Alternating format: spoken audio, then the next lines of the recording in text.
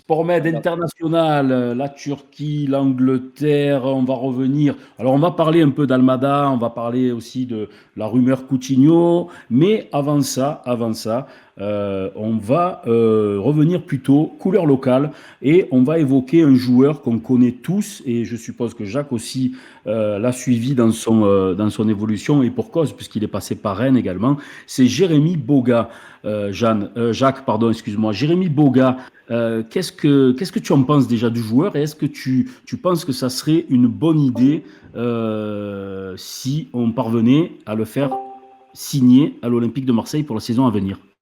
Ah oui, c'est une très bonne idée, Jérém. Je peux en parler parce que là, par contre, je connais le cas. Et tu sais, à Marseille, on dit c'est un coquin. C'est un coquin, c'est-à-dire que c'est un garçon qui est doué, mais qui est le surdoué. Il ne fait pas les efforts Ouais. qu'il devrait faire pour pouvoir s'entraîner. Des fois, combien de fois à l'entraînement, il était avec son compatriote Ousmane Dembélé. Bon, c'était des bébés. C'est des surdoués, ça. Donc, ils ont l'habitude, ils sont forts, ils sont très, très forts et ils n'ont pas l'habitude de forcer. Donc, ces joueurs-là, il faut tout le temps essayer gentiment de les bouger. Et si tu vas pas, parce que tout à l'heure, on parlait de l'entraîneur, mais il ne faut pas oublier qu'il y a le staff, les adjoints. On est là, Oui, bien nous, les sûr. adjoints, pour aller justement parler aux joueurs, Et faire le savoir s'ils ont relais des aussi avec problèmes. eux, Voilà. bien sûr. C'est nous les premiers en relation avec eux. Et après, on va voir l'entraîneur et c'est nous qui, si tu veux, on prépare un peu le discours et on essaye de les aider parce que ce sont des êtres humains, ils ont des problèmes comme tout le monde. Des mariages, des divorces, des disputes, des fausses couches, des bébés mal formés. Tout ça, je vous dis parce que je l'ai vécu et c'est des Hmm. anecdotes qui sont dans ma tête. Donc tout ça, il faut y penser parce que les gens, ils vont te dire, ouais, mais il gagne 400 000 euros par mois. Oui, mais quand ta femme elle vient de passer une échographie et que tu vois que ton bébé, il a des problèmes, qu'il est mal formé, excusez-moi que même avec 400 000 euros, eh ben, tu es contrarié, tu vois. Voilà, donc Bien ça, sûr. il faut y penser. Et Jérémy, lui, c'était le coquin. C'était tout le temps, s'il fallait faire, tu sais, tu mets les plots, il n'allait jamais jusqu'à l'autre plot, il tourne avant. C'est Jérémy, voilà. Mais après, techniquement, Mm. mon Dieu, mon Dieu, Ouais. mon Dieu. Oui, Jacques. Du coup, par rapport à son époque rennaise, Ouais. tu ne trouves pas qu'il a acquis ce qui lui manquait, en fait, cette régularité, que ce soit dans l'effort, mais aussi, mais aussi dans ses performances. Il a trouvé un entraîneur avec De Zerbi qui l'a vraiment utilisé au maximum de ses capacités. Et d'ailleurs, Jérémy lui a bien rendu sur le terrain. Moi, je pense qu'aujourd'hui, il est prêt pour franchir un palier pour vers peut-être un club où il sera plus exposé, avec bien sûr une pression beaucoup plus importante. Le fait de revenir à Marseille, est-ce que tu penses que ça peut créer un espèce de blocage pour lui parce qu'on sait que les gens qui reviennent voilà, à Marseille, dans leur ville, etc., il y a quand même cette pression de l'entourage, des amis, de tout ça. Est-ce que tu penses qu'il se protège de ça, qu'il va se protéger de ça, ou est-ce qu'on n'est pas à l'abri de ça aussi, hein? Mais tu sais, déjà, quand tu es Marseillais et que tu es entraîneur à Marseille, moi, avec Roland, on est resté 29 mois. Je peux vous dire que c'est pas facile parce qu'on te demande de plus qu'un autre. Tu es Oui. toujours, tu vois, par exemple, si un entraîneur, on m'a demandé une place ou deux, nous, on nous a demandé 100. Tu vois, et il faut satisfaire Mm. tout le monde. Tout le monde, c'est tout le temps comme ça. Il faut que tu sois plus fort que les autres. Parce que, bon, même si Roland, il n'a pas fait il a manqué de très peu, mais finaliste de la Coupe d'Europe, finaliste du Championnat de France, on nous a volé le point à Paris qui nous manquait. C'est un véritable scandale, ça, avec Faïdouno. Tout ça, ce sont des exemples que je peux vous citer. Voilà, on a manqué de peu de choses, mais il ne faut pas tout jeter à la mer. Et Jérémy, si toutefois il signe à l'Olympique de Marseille, j'irai le voir, je vais aller boire un café avec lui et lui expliquer pas mal de choses. Ce qu'il Mm. faut faire, mais surtout, ce qu'il ne faut pas Faut faire. pas faire. Voilà. Eh oui. Voilà. Oui. C'est-à-dire lui faire gagner du temps, Jérém. Ça ne fait pas. Je ne vous cache pas que je l'ai fait avec Morgan Sanson quand il est arrivé. On est allé à Mhm. l'hôtel, on a bu un café, un thé, ça a duré 3 heures et demie, on a discuté. Morgan, attention, ça ci, ça là, ça l'autre. Et ça les aide, les petits. Parce que là, quand je vous écoutais attentivement, quand vous me disiez que il a pris de l'expérience, mais il a simplement mûri. c'est des enfants. Je vois Ousmane Dembélé, et lui, il jouait à Mario Kart. Alors vous le voyez sur le terrain, évidemment, pour vous, c'est des joueurs professionnels. Mais ce sont des enfants, 17 ans et demi. Je me rappelle, je vous garantis, bon, excusez-moi d'être pipelette, mais moi, Non, mais vas-y, on se ça me régale. plaît de raconter ça. On était une fois, ma femme vient me chercher, on était à Rennes, et le match était Montpellier-Rennes. Et il y avait le car après qui partait, et moi je suis redescendu parce que Marseille c'était pas loin, et je redescendais chez moi, je remontais pas à Rennes, et les joueurs étaient dans le bus, et je vois Ousmane Dembélé, Jérémy Boga derrière dans le bus en train de me faire un coucou comme des petits. Ils étaient contents comme des enfants quand ils s'en vont en colonie de vacances, tu vois. Mais ça, c'est des trucs qu'il faut comprendre. 17 ans et demi, 18 ans.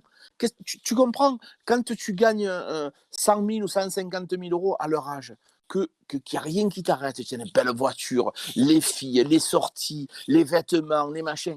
C'est dur de se dire ça, c'est interdit. Donc, il faut les canaliser, mais c'est pas facile, tu vois. Mais n'oubliez pas une chose, c'est que c'est des enfants, et peut-être que nous, si on avait autant d'argent à leur âge, moi, je vous le dis, j'aurais fait pire qu'eux. Et ouais, et ouais. Eddy, un petit point sur la situation concernant les contacts entre Jérémy Boga et Pablo Longoria, enfin, et la cellule de recrutement de l'OM. Et ensuite, on va écouter quelqu'un qui a également très très bien connu Jérémy Boga, enfant notamment, c'est Jean-François Verlac, le président de la SPTT. Juste un petit point rapide, où on en est? Il paraît qu'il y a eu une rencontre hier ou avant-hier, il me semble, c'est ce qu'on a vu passer, hein. Oui, exactement. Pablo Longoria s'est entretenu avec l'un des conseillers de Jérémy Boga, qui n'est autre que son frère, Oui. voilà, au sujet d'une arrivée à l'Olympique de Marseille.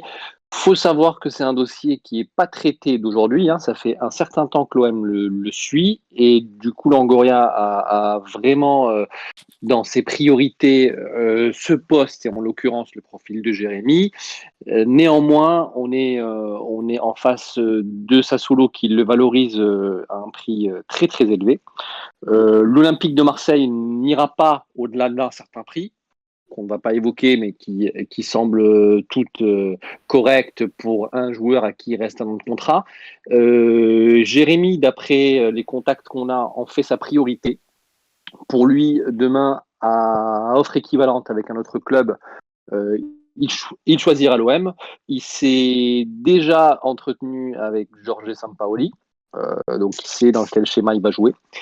Et on attend justement sur la partie négociation club à club, qui a déjà commencé avec Longoria et qui va continuer les prochains jours, les prochaines semaines. Apparemment, Sassuolo est gourmand, mais bon, on n'en est qu'au début sans doute des négociations entre les deux clubs. C'est important de noter, Gilles, juste avant que je vous laisse la parole, c'est qu'on a des très bonnes relations avec le club de Sassuolo.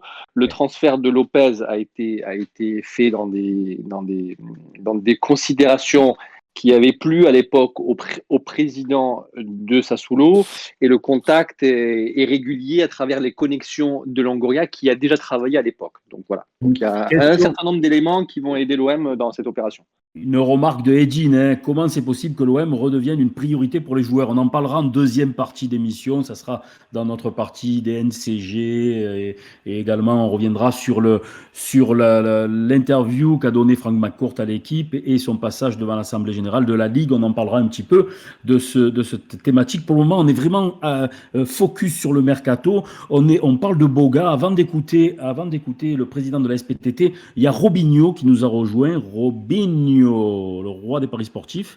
Tu t'es encore planté cette semaine, hein, mais bon, ça on en parlera tout à l'heure. Robinho, tu veux dire un mot sur Boga? Ouais, bonsoir à tout le monde, j'espère que tout le monde va bien. Oui, alors je buvais les paroles de Jacques pour Boga. Moi, je suis amoureux de ce joueur, j'adore ce joueur. En fait, j'aimerais expliquer quelque chose, surtout sur la tactique de Sampaoli. Et je parle sur le regard de Jacques, hein. Si je me trompe, tu me diras, Jacques.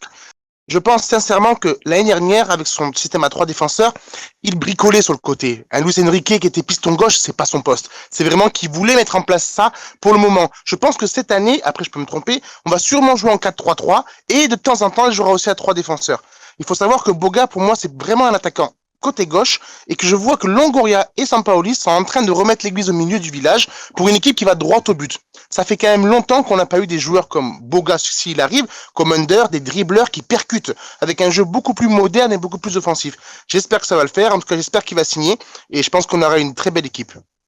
Voilà pour la petite capsule tactique. Maintenant, on va essayer d'en savoir un peu plus sur la personnalité, la personnalité de Jérémy Boga. On va écouter ce petit entretien que nous a accordé Jean-François Verlac, le président de la SPTT, qui a vu arriver Jérémy quand il était même pas débutant. Il avait 5 ans. Il avait 5 ans. Écoutez, Jean-François Verlac, c'est très intéressant. Avant de lancer la vidéo, on remercie Sevenol 3011, Sevenol 3011 qui vient de se resub. Merci beaucoup Sevenol. N'hésitez pas à nous follow, à nous suivre et vous aurez bientôt l'occasion de gagner un maillot de l'Olympique de Marseille. Et également, si vous voulez, vous pouvez également vous sub via Amazon Prime. C'est gratuit, ça nous donne de la force. On lance Jean-François Verlac, on reparle un petit peu de Boga, de sa personnalité. Vous allez voir, c'est très intéressant. Ça sent l'aioli, ça sent les cigales. Écoutez bien cet accent et ces anecdotes. On va s'en délecter. Jérémy est parti à Chelsea, moi je n'étais pas le président, j'ai été le président l'année d'après. Jérémy est parti à 12 ans, il a 23, moi il y a 11 ans je suis président. Quand il est parti, j'étais responsable de catégorie des poussins à l'époque. C'était des poussins. Donc Jérémy, il venait à 5 ans au stade, alors qu'il ne pouvait même pas avoir de licence, il venait, il voulait jouer, il battait un copain alors qu'on ne pouvait pas l'inscrire. Maintenant, on peut les prendre un peu plus tôt, mais à l'époque, c'était strict, on ne pouvait pas l'inscrire. Donc, on le faisait jouer, mais comme ça, sans licence. La première saison et la saison d'après, il y a pu faire de licence de débutant. Mais déjà à 5 ans, il driblait tous les joueurs. Voilà, il driblait tous les joueurs, ceux qui étaient avec lui et ceux qui étaient contre lui, il driblait, il marquait le but. Donc, il piaffait d'impatience. Oh, bon. Ah, j'étais avec un ancien que vous avez dû connaître, Raoul Ganzerla, qui est décédé, et qui me disait, mais qu'est-ce qu'on va en faire, ce petit? On voit déjà, à cet âge-là, les prédispositions, hein, il driblait, il mettait au fond, il faisait la cabriole comme si c'est, là, à l'envers, là. C'était normal, on aurait dit qu'il avait 2-3 ans de plus, quoi, voilà. Alors je voulais voilà insister là-dessus. Bon après, il a fait sa carrière, il est parti bonheur, on l'a un peu perdu de vue. Puis bon, pas perdu de vue puisque chaque fois qu'il redescend à Marseille, il passe nous voir. Hein. Mais disons que bon, on l'avait moins sous la main, quoi, bien entendu. Et écoutez-moi, il était voilà, on l'a vu encore la semaine dernière, hein, puisqu'il est venu le 30 au club. Donc c'était il y a 5 jours. Il est passé comme ça, mais il n'était pas annoncé rien. Il est arrivé comme s'il était un joueur des U20 là, qui arrivait et qui arrivait dans son club. Quoi. Il est arrivé et il était chez lui en 5 minutes. Il a reconnu tout le monde, bien entendu. Hein. Et puis voilà. Puis il a il est humble, il a cette humilité qui colle à sa peau, qui fait de lui un personnage. Voilà, un grand personnage. Il est humble, il arrive à jouer parmi les meilleurs de la Serie A et de l'Europe, mais il sait par où il est passé, il sait, voilà, j'ai demandé les nouvelles de ses parents, tout ça, j'ai embrassé. Il est vraiment, voilà. Il est humble, il est gentil, il est timide, un bon petit. Voilà. Alors, l'OM a gagné au loto, hein, s'il embauche, hein. Je pense que l'OM, s'il embauche, c'est tout bon, hein, s'ils arrivent à s'entendre. Alors, je sais pas qui c'est qui est dans le coup, si c'est Sassuolo, si c'est son agent, enfin, je sais même pas où sont les discussions, si on écoute les réseaux sociaux. La semaine prochaine, il est à l'entraînement, et puis, bon. Des fois, c'est pas vrai. Donc, je me prononce pas là-dessus. Je n'en sais rien. Ce que je sais, c'est que s'il vient à l'Olympique de Marseille, eh ben, ça sera bien pour le club, ça sera bien pour la ville.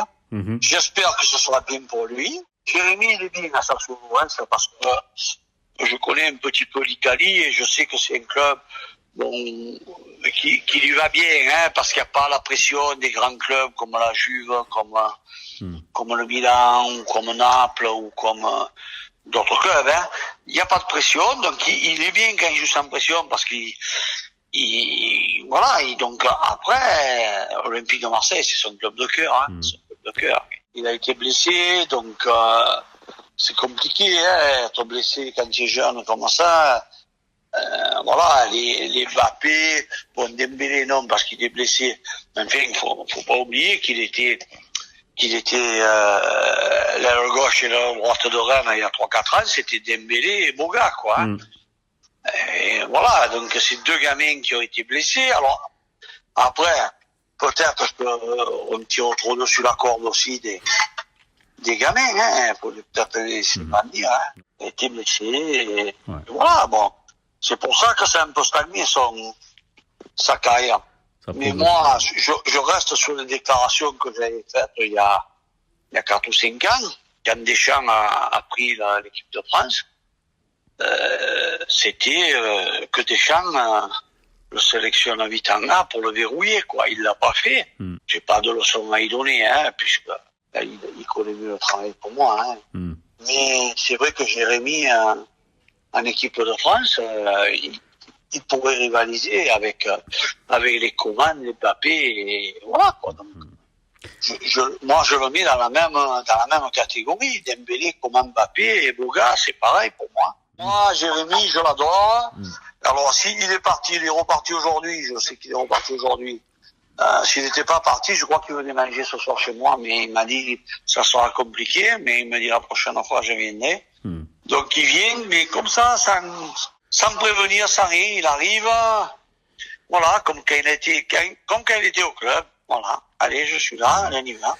Un joueur de classe comme Jérémy, né à Marseille, et qui joue pas à Marseille, on ne comprendrait pas si on veut faire un grand club. Mais voilà. Si un Marseillais, il rêve pas d'enflammer le stade de Vélodrome, il n'est pas Marseillais, hein. Mais moi, je vous garantis que Jérémy, ça serait le plus heureux, hein. Après, voilà, il faut voir. Il y a des choses qui nous dépassent, qui me dépassent moi, qui vous dépassent vous, et que, voilà, qu'on maîtrise pas, hein. Un entretien très intéressant de Jean-François Verlac, hein, et puis moi j'ai retenu cette phrase: un joueur de classe comme ça, né à Marseille et qui ne viendrait pas à l'OM, si on veut faire une grande équipe, on ne comprendrait pas. Je vous garantis que Jérémy serait le plus heureux. Très plaisir. Un bon minot. Confirme, un bon minot qui ferait du bien à l'OM, qui serait ravi d'y évoluer, hein. Mais c'est le mot, c'est ça. C'est un bon minot. Il est attachant, il est souriant. Il s'est acheté, Jérémy, avec son sourire là. C'est un bon petit, et on a envie de voir ces petits là-dessus, parce que moi, je veux bien des étrangers, les gars. Après, il ne faut pas qu'on me dise ouais, mais ça ne communique pas. Si on se rend compte de ce que nous avions cette année, 2 Japonais, ok, un Croate, un Espagnol, un Argentin, un Polonais, un Brésilien, Luis Enrique, et on me dit ouais, mais il n'y a pas de communication. Là-dessus, je rajoute un entraîneur étranger. Mais comment vous voulez qu'il y ait de la communication, les gars? Donc, il arrive à un moment donné où il faut quand même penser à pouvoir communiquer et avoir un peu des Français, des gens qui connaissent le championnat de France, qui connaissent l'Olympique de Marseille, et en plus qui sont Marseillais. Moi, un petit comme ça, comme disait le président de la SPTT, ce serait quand même un honneur d'avoir un Marseillais à Marseille, à l'OM. Voilà, le petit Lopez, on était super content qu'il soit là. Mais Jérémy, s'il peut être là, en plus, très honnêtement, il est capable de faire lever le stade, lui. Vraiment. Oui, clairement. Alors, est-ce que d'après vous, il est en concurrence avec une autre potentielle recrue dont on parle énormément sur les réseaux sociaux? Il y a une véritable hype, hein, comme on dit, le concernant, c'est Thiago Almada. Et pour en parler, j'accueille Massilia13. Massilia13, salut, tu nous entends?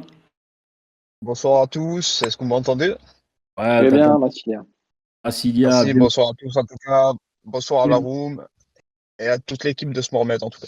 Merci, bienvenue chez toi Massilia, tu le sais, hein, tu es à la maison. Merci. Et voilà, d'après vous, est-ce que ce serait ou Boga ou Almada? Et ensuite, deuxième question, où en est-on dans le dossier Almada? Tu as quelques petites infos à nous distiller, il me semble. Non, moi, pour Boga, en tout cas, je reste positif par rapport à lui. Il faut savoir que c'est deux postes différents, que ce soit Boga et Thiago Almada. Thiago Almada, c'est plutôt, en fait, un joueur qui joue vraiment dans l'axe. Hein. C'est vraiment un vrai 10, en tout cas. Hein. C'est le poste qui est utilisé, en tout cas, du côté de Vélez Sarsfield. Sampaoli, on le sait très bien, il aime bien avoir justement quelqu'un dans l'axe. Si je reprends l'année dernière, on avait aussi des fois de temps en temps, justement, que ça soit Payet ou Thauvin qui repiquait un peu dans l'axe. On avait deux joueurs. Donc, avoir Payet et peut-être Thiago Almada à côté, justement, dans l'axe, ça peut être terrible. Avec un Milik en neuf, ça peut être pas mal. Donc, l'idée, elle est peut-être là du côté de Sampaoli. Boga, ça sera plutôt un joueur de couloir. Euh, Oui. mais voilà, pour moi, si tu veux qu'on fasse Boga et Thiago Almada, il y a des grosses probabilités en tout cas. Non, mais en fait, ouais, c'est vrai que ma question, elle n'était pas uniquement tactique, elle était un peu aussi économique parce que c'est quand même des joueurs qui coûtent entre 15 et 20, on va dire, hein, quelque chose comme ça. Peut-être un peu plus pour Boga, Sassuolo est peut-être un peu plus gourmand.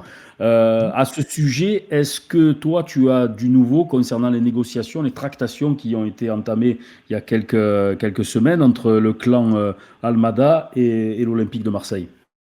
Alors, en fait, si tu veux, moi, je suis en conversation vraiment en direct avec l'entourage, ça c'est sûr. Pratiquement donc justement tous les jours. La famille, le joueur souhaite catégoriquement vraiment rejoindre l'OM. C'est vraiment un désir formel par rapport à ça. On le répète encore, mais on va le redire, il a encore un accord justement avec le club sur un contrat de 5 ans. Longoria, ça fait un moment qu'il est dessus et Sampaoli le connaît très bien justement. Et cette semaine, en tout cas, moi j'ai eu justement un correspondant aussi à côté de ça, donc un journaliste proche du club de Vélez Sarsfield en fait, qui me confirmait justement des entrées en négociation justement avec le club. Ça risque d'accélérer justement cette semaine. On a Nicolo Chira justement qui confirme aussi cette chose derrière. Donc on espère que d'ici cette semaine, début de semaine prochaine, on a justement, on va dire, des ententes en tout cas plus poussées entre l'OM et Vélez Sarsfield. Comme je disais aussi aujourd'hui, je l'ai dit, je pense que Vélez va demander justement en fait une vente avec, comment on dit ça, une option justement à la revente, en tout cas un pourcentage à la Mmh. revente. Pourcentage, ouais, Si justement, un- voilà, exactement. Si justement ça est mis en place, je pense que le prix du joueur risque de baisser un petit peu. D'accord? Donc, on ne Mmh. sera pas sur du 18 millions d'euros, mais on peut tabler sur du 15 millions d'euros plus des bonus derrière. Donc, ça, c'était intéressant pour l'OM. Je pense que Longoria, par rapport à ça, on va lui faire confiance. Il va essayer de négocier au maximum, justement, en tout cas, au meilleur prix par rapport à ce joueur. Après, voilà, comme on le sait très bien, c'est une pépite, en fait. Pas mal de clubs étaient dessus cette année et l'année dernière. Donc, voilà. Après, la question, c'est de savoir. J'ai posé la question à l'entourage. Est-ce que c'est pour cet été ou est-ce que c'est pour janvier 2022?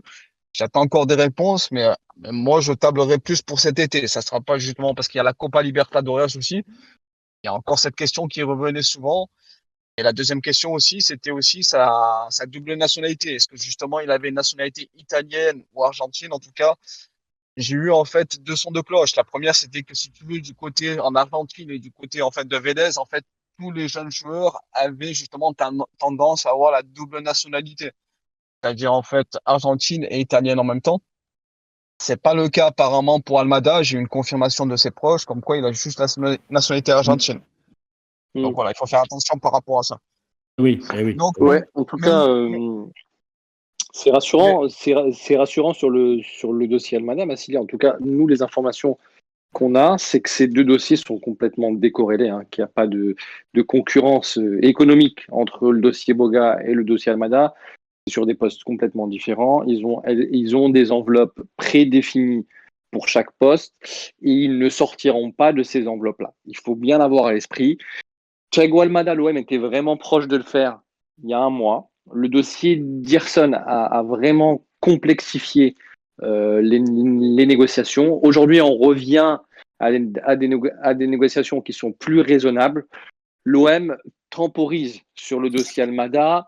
D'ailleurs, il n'y a pas d'offre ferme, hein, qui est partie. On parle d'un deal tout package entre 15 et 18 millions d'euros avec un pourcentage à la revente autour de 20%. Le joueur est d'accord sur les grandes lignes. On a annoncé déjà il y a à peu près un mois avec le club. Se pose la question de la place extra-communautaire qu'on devra libérer, qui va arriver.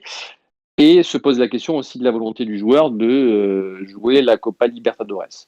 Voilà. Donc, c'est un dossier qui est sur la table du président, qui temporise. Il a sa stratégie.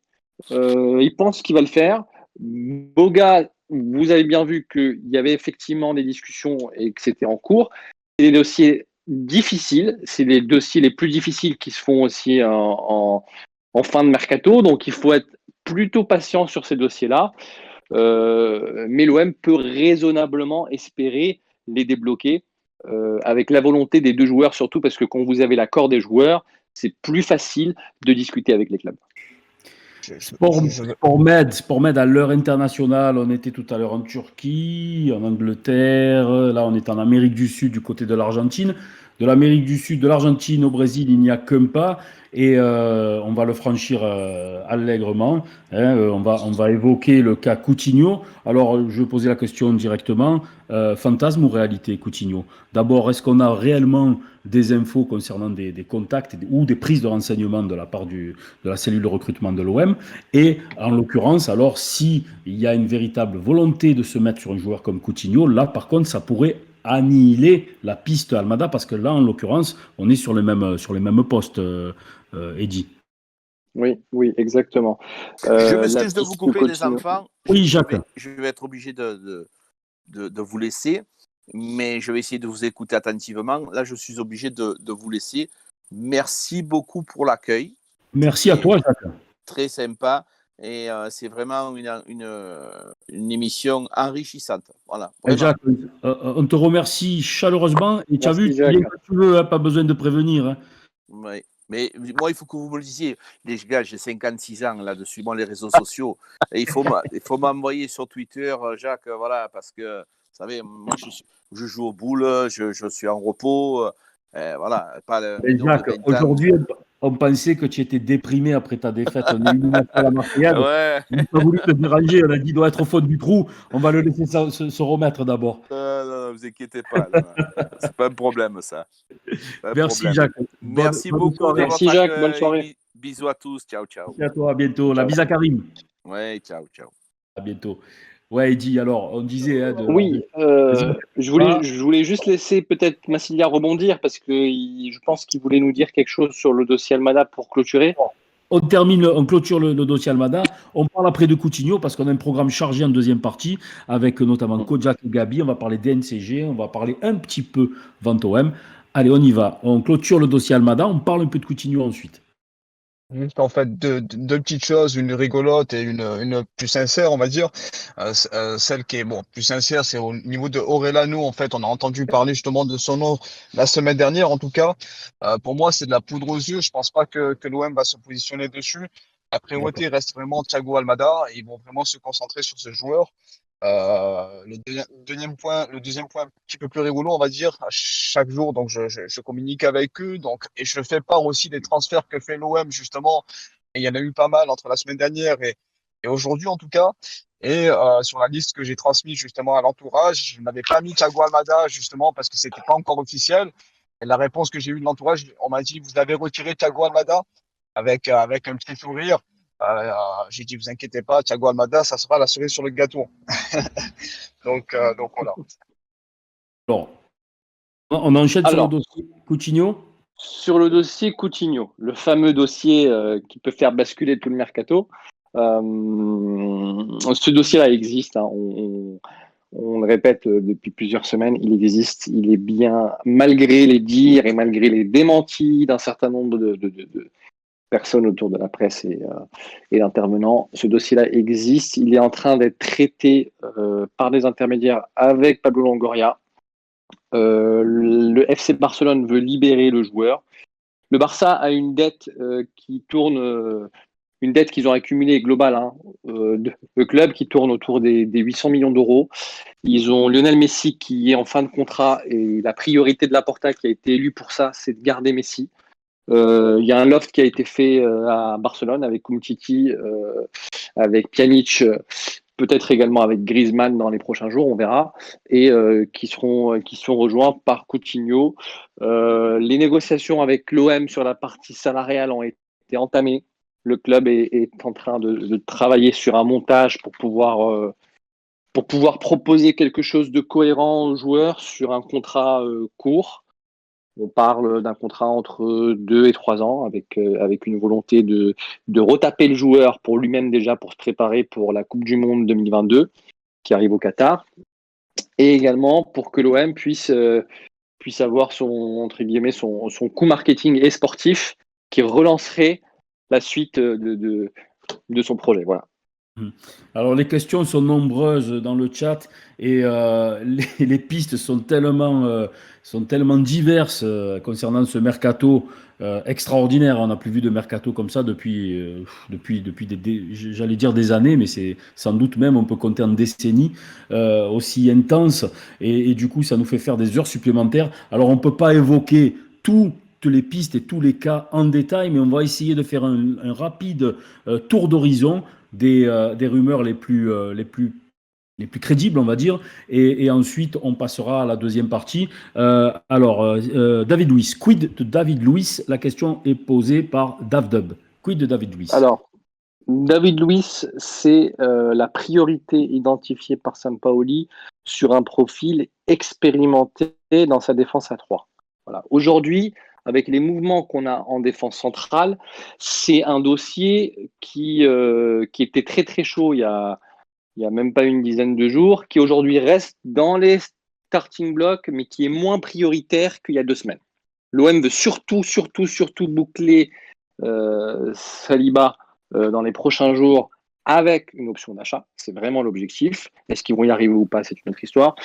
Et pouvoir éventuellement rajouter, peut-être en fin de mercato, un profil un peu plus expérimenté, Alvaro ayant vocation à un peu s'écarter et peut-être même retrouver une place sur le banc. Voilà. Paul Lopez, le gardien. Alors, Paul Lopez, c'est un deal qui est, comme dirait notre ami Fabrizio Romano, donne. Donc, Paul Lopez va signer à l'Olympique de Marseille. Il passera sa visite médicale demain matin. C'est un contrat, un prêt payant de 500 000 euros avec une obligation d'achat à 15 millions d'euros qui sera activée au bout de 20 matchs. Voilà. C'est la priorité du staff. D'ailleurs, c'est un dossier prioritaire pour Sampaoli, mais surtout pour son entraîneur des gardiens, qui a poussé pour avoir le profil de Paul Lopez, qui le connaît très bien parce qu'ils étaient ensemble au Betis de Séville à l'époque.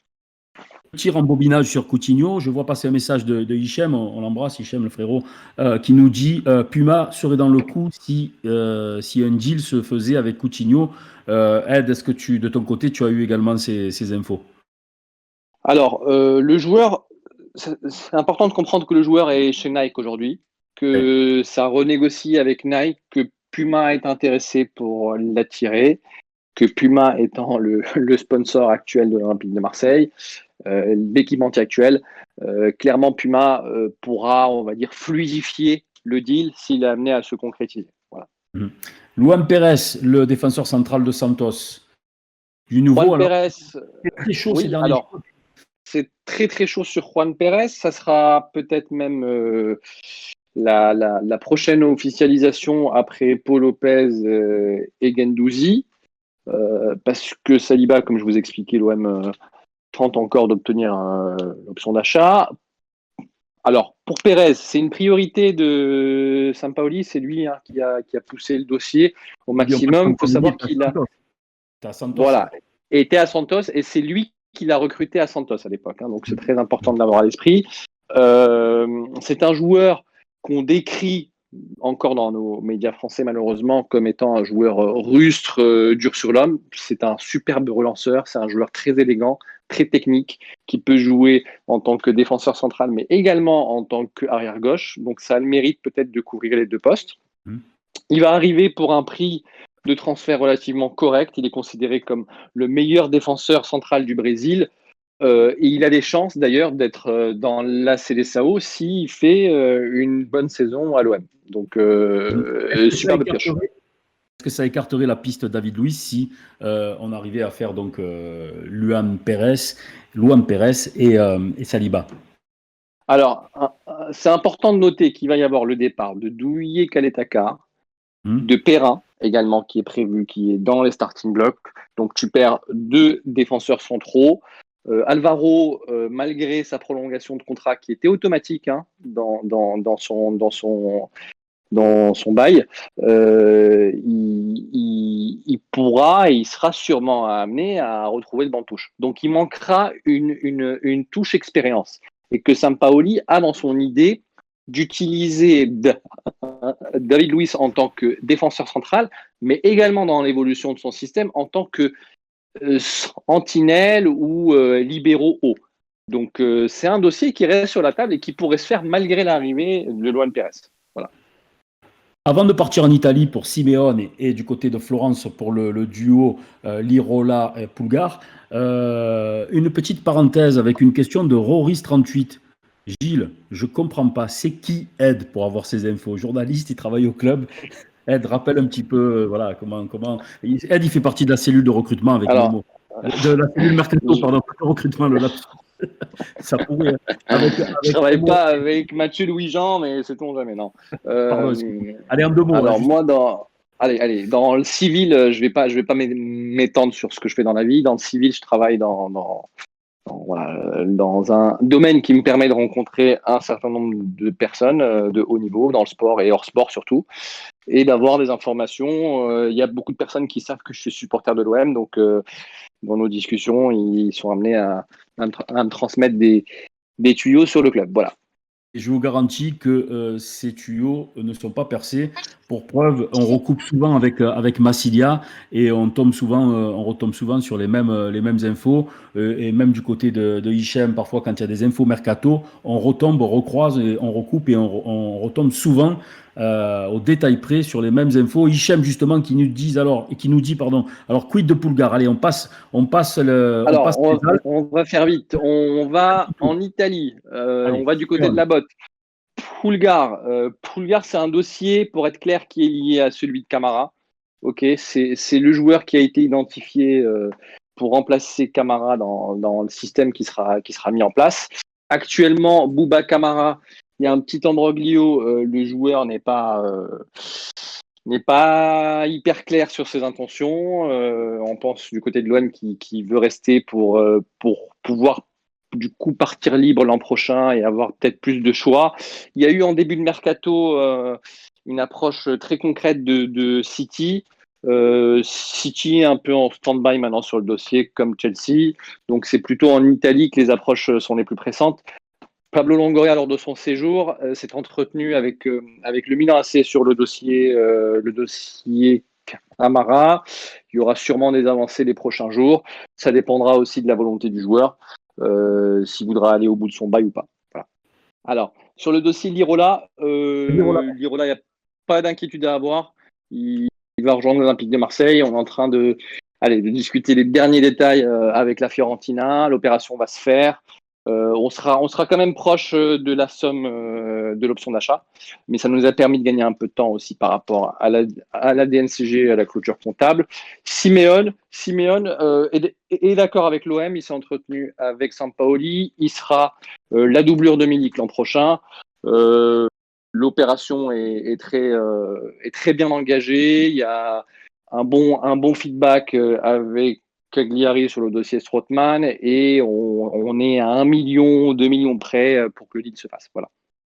On ne peut pas évoquer toutes les pistes qui sont explorées par Longoria. On fait du mieux, mais c'est pas évident parce qu'il y en a beaucoup. Mais là, sinon, il faudrait faire une émission de 2 heures. Il va falloir qu'on enchaîne parce qu'il y a évidemment Ferrat, Bouanga, il y en a tellement. Il y a l'hyperactif Longoria qui nous amène et qui nous fait voyager dans le monde entier.